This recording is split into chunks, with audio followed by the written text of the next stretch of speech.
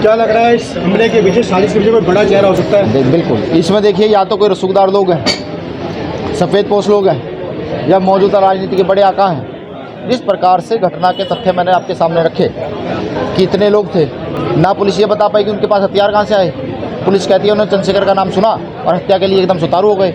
इतनी जल्दी हथियार मुहैया होना, इतनी जल्दी गाड़ी मुहैया होना और फिर उनका एकदम से जब अम्बाड़ा पहुँच जाना, ये बड़ा प्रश्न चिन्ह है।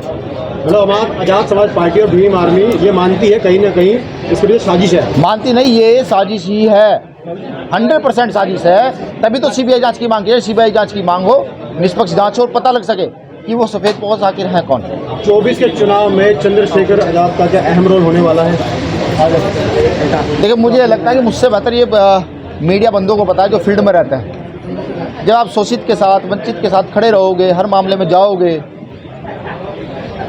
तो लोकतंत्र है। लोकतंत्र में अब लोग समझने लगे, पढ़े लिखे लोग हो गए हैं, वो समझने लगे कौन उनके हित का व्यक्ति है, कौन अहित का व्यक्ति है।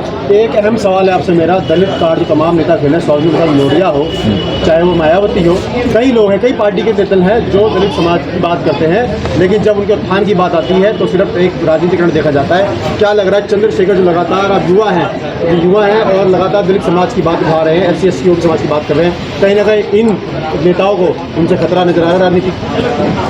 देखिए, चंद्रशेखर भाई आज तक जिस मामले में भी गए हैं, समाज के हित के मामले हैं, शोषण के विरुद्ध वो गए हैं। देखिए, सच्चे इंसान से खतरा होता है, बिल्कुल होता है। सच्चा इंसान भारत की राजगद्दी पर अगर बैठ जाएगा तो भारत की जो आज गिरती GDP है, भारत की जो गिरती व्यवस्था है, वो उस पर बात करेगा। वो भारत की बेरोजगारी पर बात करेगा, वो भारत की मरते किसानों पर बात करेगा, वो कर्जे पर बात करेगा।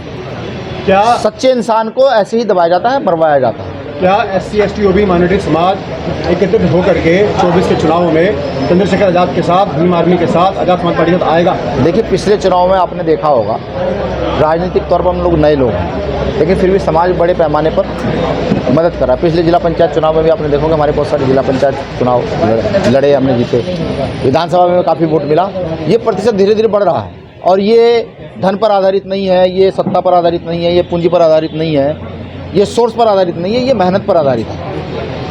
ये सही राजनीति क्या होती है, उस पर आधारित है। हमारी राजनीति बाबू जगदेव प्रसाद कुशवाहा जैसे लोगों से सीखी है, कर्पूरी ठाकुर साहब से सीखी है, फुले साहब से सीखी है। ऐसे साथियों से हमने ये सब चीज़ें सीखी है, उसी विचारधारा पर हम करते हैं। अभी बीच में प्रकरण आया MP के अंदर, दिखा होगा एक व्यक्ति जो है, एक आदिवासी समाज व्यक्ति पे मुक्त नजर आ रहा है, और उसके बाद कहीं मार पिटाई के केस नजर आ रहे हैं। MP का भी आया है और भी कई प्रकरण धीरे धीरे आने लगे हैं। देखिए, उत्तर प्रदेश में भी जूते से पानी पिलाया गया है जाति के आधार पर।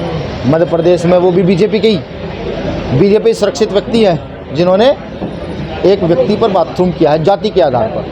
अब आप सोचिए कितनी बड़ी गैर बराबरी है इस देश के अंदर, कितनी बड़ी गैर बराबरी है। और मैं लिख कर देता हूँ, क्योंकि वो सत्ता पे सुरक्षित लोग हैं, कुछ दिन बाद उनका कुछ भी नहीं बिगड़ पाएगा, क्योंकि सत्ता का संरक्षण उनको प्राप्त है। यहाँ सत्ता अपराधियों को संरक्षण देती है, चाहे प्रदेश की हो चाहे देश की हो। क्या लग रहा है इन सब हमलों के बीच आज़ाद समाज पार्टी और भीम आर्मी आवाज़ उठाएगी? देखिए, डरना हमने सीखा नहीं है, हम बहुत मजबूती से आवाज़ उठा रहे हैं, उठाते रहेंगे। शुक्रिया। क्या आपकी पार्टी लोकसभा के चुनाव लड़ेगी पूरे देश में? देखिए, सबसे पहले तो ये बात है कि हमारे यहाँ लोकतंत्र है, पूरी कमेटी डिसाइड करती है। कोई भी चुनाव होता है या नहीं होता है, कोई भी कमेटी डिसाइड करती है। अभी हमारी कुछ मीटिंगों में चर्चा चल रही है कि हमारे पार्टी जो है ना लोकसभा चुनाव को लड़ेगी। संगठन आपका लगातार मजबूत हो रहा है, पूरे देश में तमाम लोग आपसे जुड़ रहे हैं, युवा जुड़ रहे हैं, क्या कहना चाहिए? 22 से 24 राज्यों में हमारा संगठन धीरे धीरे भारत के कोने कोने में संगठन हम पहुँचा रहे हैं। आपके चैनल के माध्यम से अपील करूँगा, जहाँ अन्याय, अत्याचार, शोषण है, वहाँ का व्यक्ति जो काम करते हैं वो भीम आर्मी के कार्यकर्ता है। शुक्रिया। लग रहा है आपकी पार्टी अंतिम सवाल हुआ, क्या आपकी पार्टी दलितों की सबसे बड़ी पार्टी उभरती नजर आ रही है? अब एक सवाल ये बड़ा है कि दलितों की सबसे बड़ी पार्टी, देखिए, बहुजनों की पार्टी है। फूले साहब अम्बेडकर की विचारधारा के लोग हैं, सैद्धांतिक लोग हैं। हर शोषित, वंचित, गरीब, गुरबे के उत्थान के लिए ये पार्टी बनाई गई है। ये पार्टी की जगह एक मूवमेंट है, मिशन है। भारत के उस वर्ग को जो हमेशा मेन स्ट्रीम से पीछे रहा है, उसको आगे लाने के लिए हम लोगों ने राजनीतिक दल मायावती की बनाया। चुप्पी और 24 में आपके साथ, इस पर क्या कहेंगे? क्या कहूँ आप बताइए, जो आप कहें वो मैं कह देता हूँ। दल आपका है, दल उनका भी है, दलित समाज की बात आप भी करते हैं, दलित समाज की बात वो भी करते हैं। देखिए देश महत्वपूर्ण है, दल से ज़्यादा महत्वपूर्ण देश है। इस समय देश को सही लोकतांत्रिक व्यवस्था की आवश्यकता है, सही लीडरों की आवश्यकता है। सबसे पहले भारतीय जनता पार्टी को इस देश से रोकना जरूरी है। उसमें ही सबसे मेरी अपील है कि सब लोग साथ आकर काम करें।